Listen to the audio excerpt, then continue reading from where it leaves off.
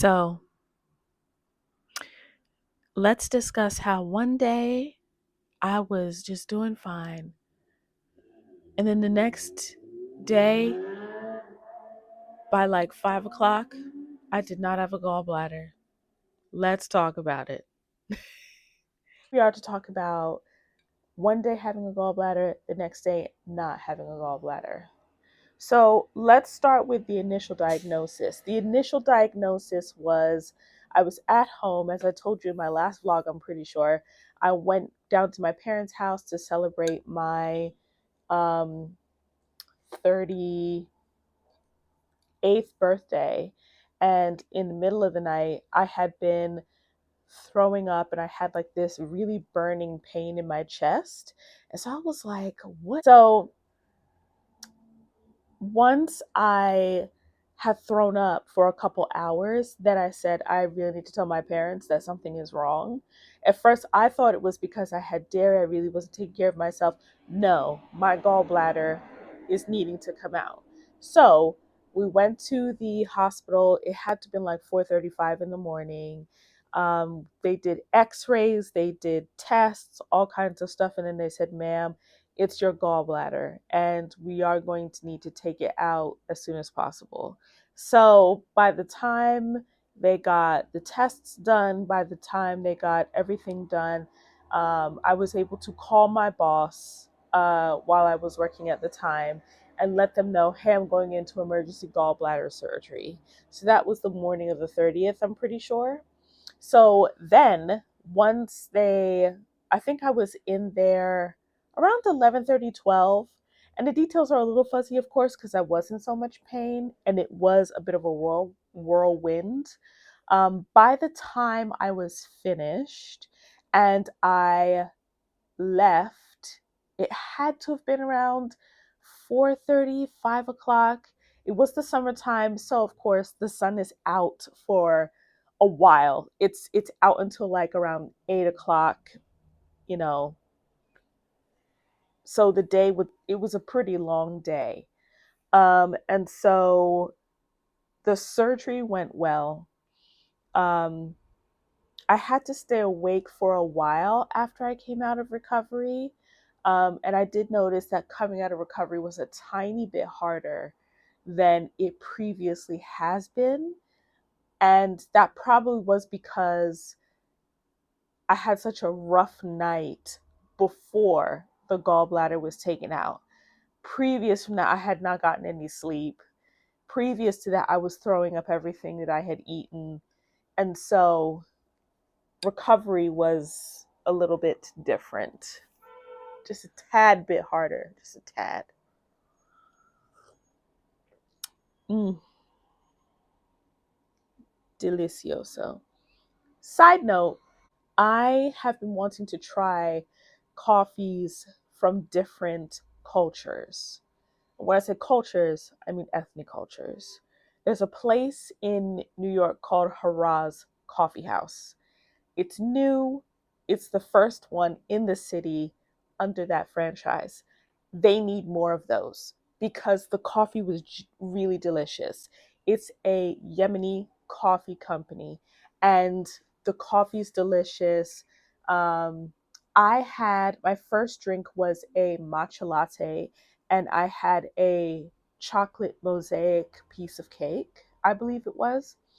Then my second drink was a chai, and I can't remember the exact name of it. If I remember it, I will put the name of it here somewhere. But it was just so good.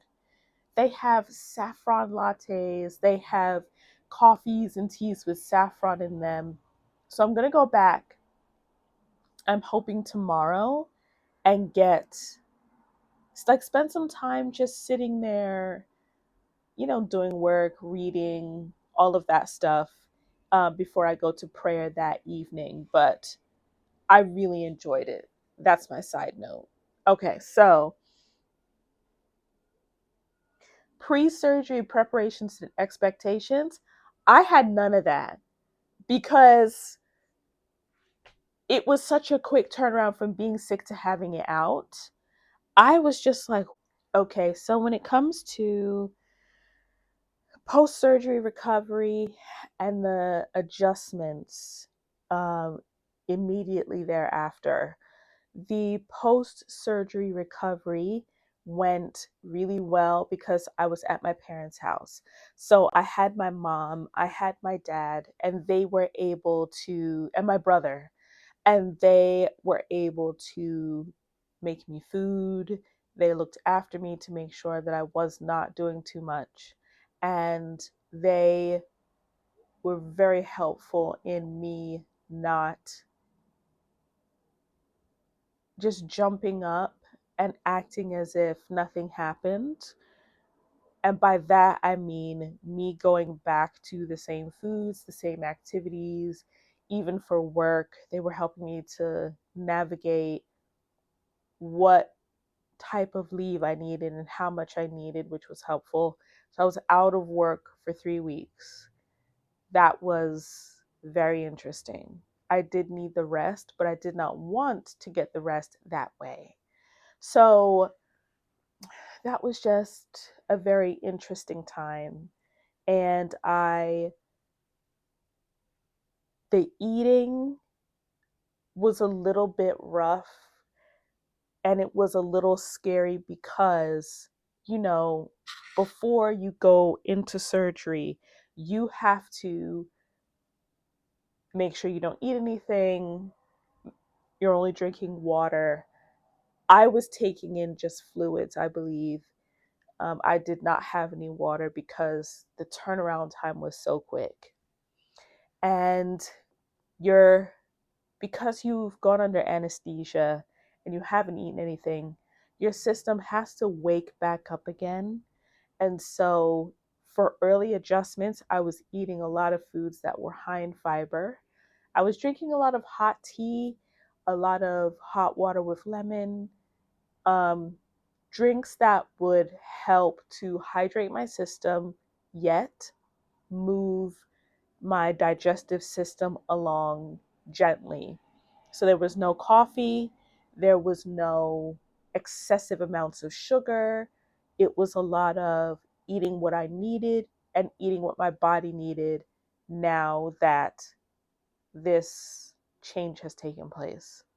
Pain management was not terrible. I did need to take the, I believe I took Tylenol.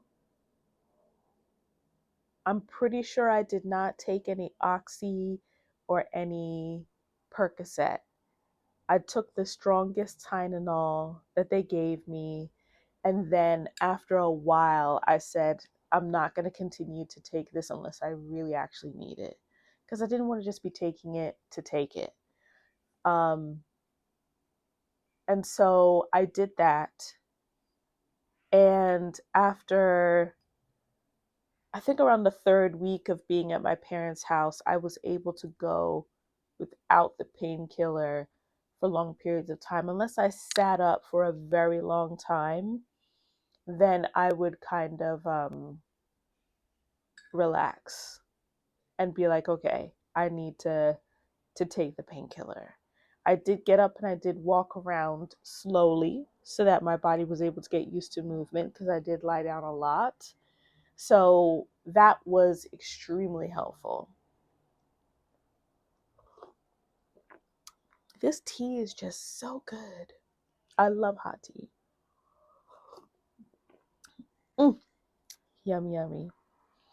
In my next video, I will talk about the dietary changes and adaptations and managing digestive issues. So it's dietary changes and adaptations and managing digestive issues.